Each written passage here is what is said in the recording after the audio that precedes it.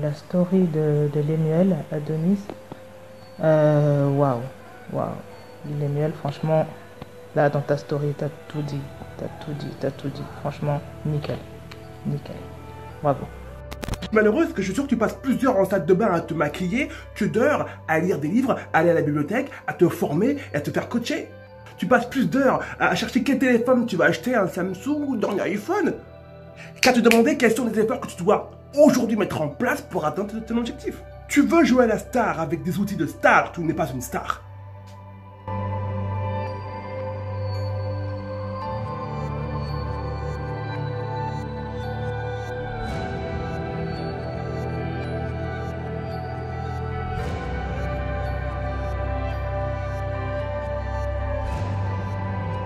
Dans cette story, j'aimerais m'adresser aux filles que je vais appeler mes petites sœurs. Parce que vous êtes beaucoup dans ma communauté à avoir entre 18 et 25 ans. Donc à mes yeux, vous êtes des petites sœurs, clairement. Parce que, et c'est vous d'ailleurs souvent qui m'appelez grand frère, donc ça me touche. Petites sœurs parce que j'ai des sœurs, des petites sœurs qui ont 25 ans. Ce sont mes petites sœurs, même qui sont même plus âgées que vous. Et cette story, elle est pour vous, mes petites sœurs africaines, mes petites sœurs guadeloupéennes, mes petites sœurs martiniquaises, en tout cas mes petites sœurs qui ont la peau noire. Et je viens de finir une grande journée de tournage, je suis crevé, mais c'était vraiment super sympa, donc des bonnes nouveautés qui vont vous attendre pour septembre. Et j'ai pris du temps, mon équipe est partie, je suis resté un peu au bureau, dans nos studios, et à faire quelque chose que je n'ai pas fait depuis très longtemps, c'est-à-dire prendre mon compte Facebook et répondre à certains messages privés que j'ai reçus depuis plus de 6 mois. Sur Instagram, j'arrive un peu plus à gérer, que je suis plus souvent sur Instagram que sur Facebook. Mais Facebook, ça fait un bon bout de temps. Et j'ai reçu pas mal de messages d'entre vous qui m'ont fait beaucoup plaisir. Vous me dites merci en fait du contenu que je vous propose, principalement maintenant sur YouTube, vous l'avez remarqué, on essaie de vous proposer du contenu de qualité. Ça vous plaît, donc ça nous plaît que ça puisse vous plaire. En tout cas, on travaille dans ce sens-là. Vous proposez des vidéos qui pètent, un peu originales. Et beaucoup d'entre vous, et je le vois de plus en plus, mes petites sœurs africaines, martiniquaises, guadeloupéennes et autres, vous m'envoyez des messages pour me dire merci, pour me dire que mon contenu vous bouleverse, vous touche et vous donne envie de vous dépasser. Et donc j'aimerais vous répondre à vous, mes petites sœurs d'Afrique, de Guadeloupe, de Martinique, de La Réunion. Je parle de petites sœurs noires, en fin de compte.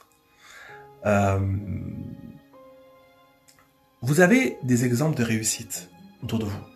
Je parle de Rihanna, je parle de Beyoncé, je parle pour d'autres avec Michelle Obama, même si c'est un tout autre registre.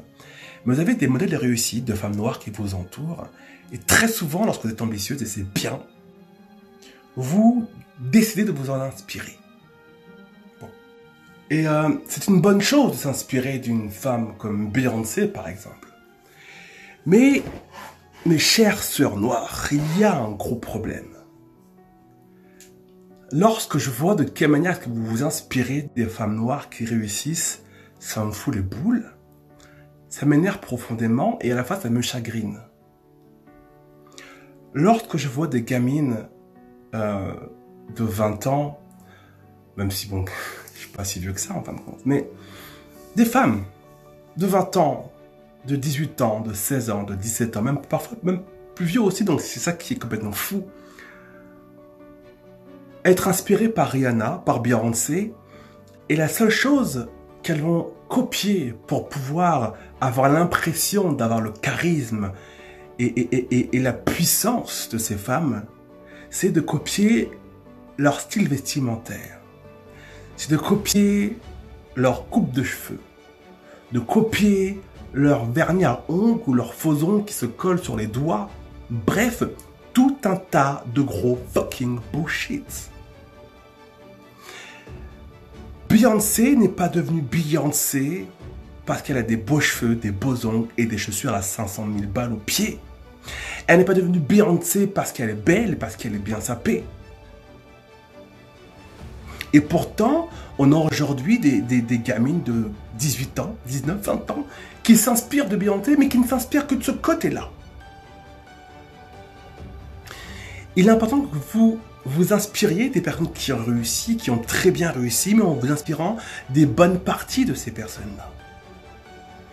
Et les bonnes parties de ces personnes-là, ce n'est pas ce que vous voyez dans les médias, à la télévision, dans certains clips. Vous la trouvez belle, vous la trouvez sexy.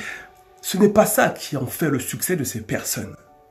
Et c'est important d'en prendre conscience parce que j'ai l'impression que vous êtes encore beaucoup trop nombreuses à ne pas en prendre conscience de ça. Lorsqu'on me demande, et très souvent sur Facebook en privé, on me dit, Lemuel, qu'est-ce que tu me proposes de faire? Parce que j'ai pas encore les moyens de m'offrir tes coachings, j'ai pas encore les moyens de m'offrir tes formations ou autres. Ok, d'accord, tu as 18 ans, 19 ans, tu fais encore des études, je peux comprendre. Je peux comprendre. Alors lis. Lis, bon sang, un livre, c'est 4,50 €. C'est 10 balles. Et lorsqu'on me sort, et très souvent, mes sœurs noires, bordel.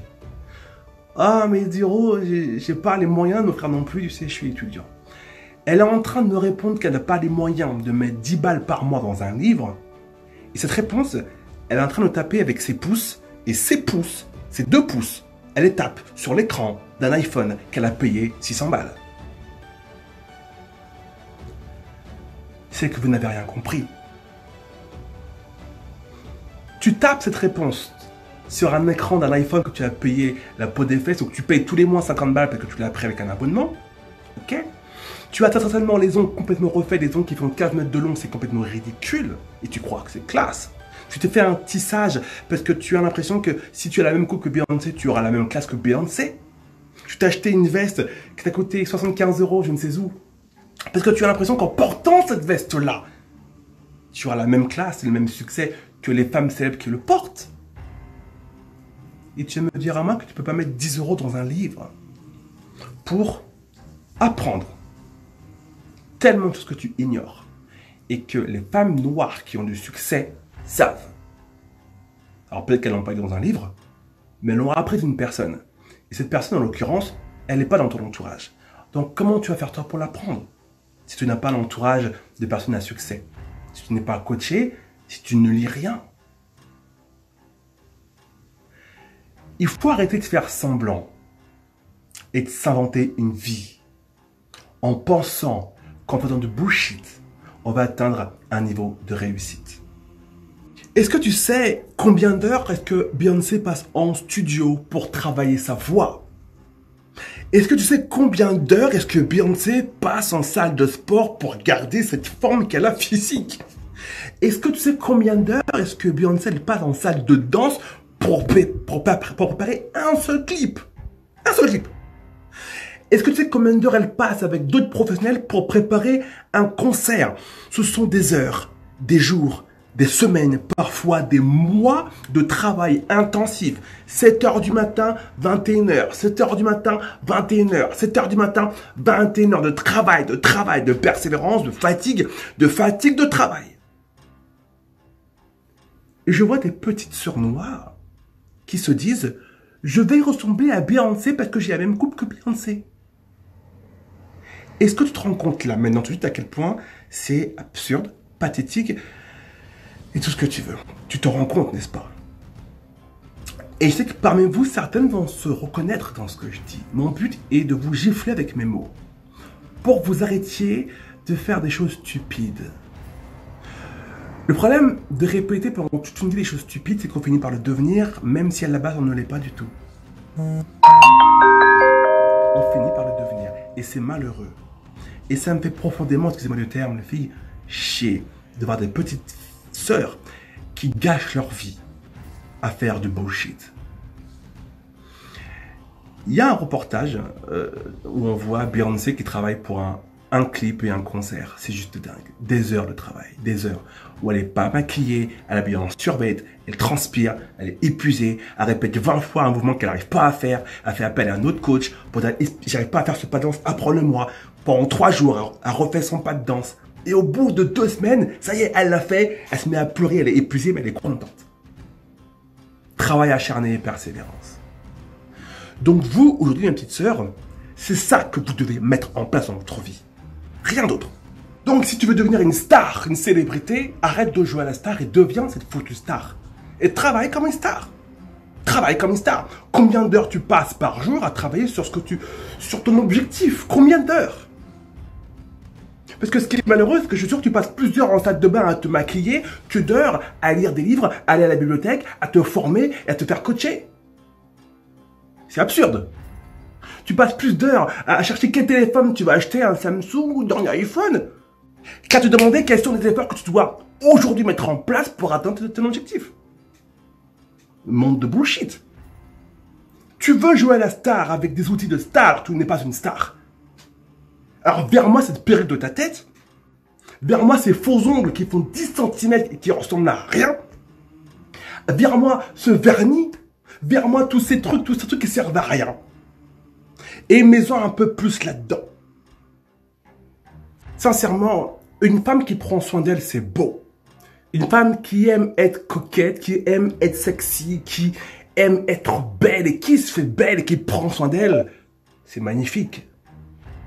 Mais quand cette même femme se plaint de ne pas aimer sa vie, se plaint de ne pas pouvoir payer son loyer, se plaint à la fin du mois, d'être à découvert de 500 € tous les mois, mais qui continue à jouer la star. Non, petite sœur. Faut bien que quelqu'un te le dise. Non, il est temps d'arrêter là maintenant. Faut arrêter les bêtises. Faut arrêter les conneries. Ok? J'ai beaucoup trop d'amour, beaucoup trop de respect pour la femme noire, pour la laisser s'insulter elle-même. Parce que c'est ce que tu fais. Lorsque tu prends plus soin de ton apparence physique que ce qui se passe là-dedans. Et lorsque j'entends des femmes noires me dire « Je ne me sens pas respectée parce que je suis noire. Je me sens pas à ma place en France parce que je suis noire. » Mais tu ne sais pas parce que tu es noire que tu n'es pas respecté. C'est parce que tu ne te respectes pas toi-même. Et que tu ne fais pas en sorte d'être respecté par les autres. Si tu ne te respectes pas, si tu es déguisé, pourquoi est-ce qu'on te respecterait? Au-dessus de qui tu penses être crédible? Donc, se maquiller, prendre soin de soi, je le répète, je ne suis pas contre. Et c'est quelque chose que j'aime et que je trouve bien pour celles qui en ont envie. Mais il est tout aussi important de se maquiller à l'intérieur. À l'intérieur. Parce que, et là je parle encore à mes petites sœurs noires, vous êtes foutrement puissantes. Bien plus que vous ne le croyez. Vous êtes foutrement intelligente. Bien plus que vous ne le croyez. Et la question que j'ai envie de te poser à toi qui me regarde, qui peut-être sont concernés par tout ce que je viens de dire, c'est qu'est-ce que tu fais de ta puissance? Et qu'est-ce que tu fais de ton intelligence? Qu'est-ce que tu en fais de tout ça? Donc, avant de chercher à être respectée en tant que petite sœur noire par le monde, commence toi par te respecter. Et à respecter ce que la nature t'a donné. Ton intelligence, ta beauté, ta puissance personnelle. Commence par respecter ça. Et fais-en quelque chose pour toi. Et tu verras que le monde te respectera. Je te le garantis. Pour terminer cette story, j'aimerais rappeler à toutes mes petites sœurs noires que le monde n'appartient pas à ceux qui se lèvent tôt. C'est un gros bullshit.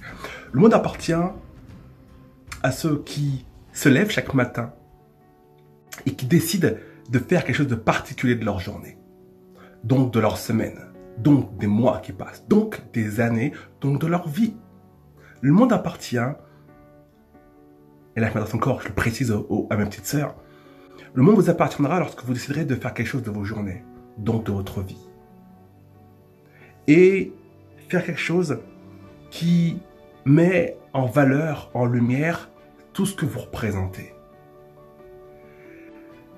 L'Afrique est un continent puissant qui se fait littéralement vider. C'est un autre débat, notre sujet. Mais ne reproduisez pas la même erreur dans votre vie, une petite sœur.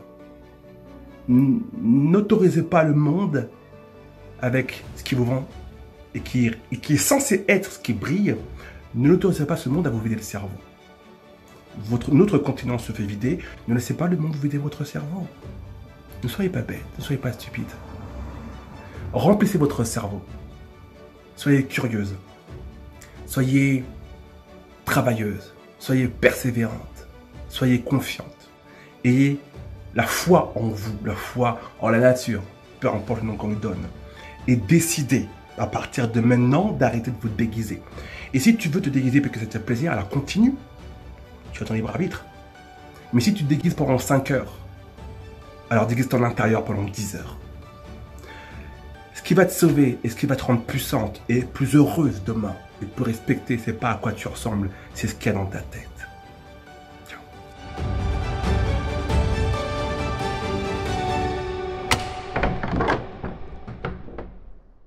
Tu n'as pas encore de logement sur place. Abandonne, Emmanuel. Ton projet est trop farfelu et trop fou. C'est impossible. Tu n'y arriveras pas. Et au bout de 4 heures de route, j'arrive complètement épuisé dans ma chambre d'hôtel et je commence véritablement à douter et à avoir peur. Parce que je me sens seul. Je suis loin de chez moi, loin de mon épouse, loin de ma famille, loin de mes amis. Et je me dis, waouh, qu'est-ce que je fais tout seul, isolé, à l'autre bout de la France, dans une chambre d'hôtel, en train d'espérer quelque chose de complètement dingue. Puis,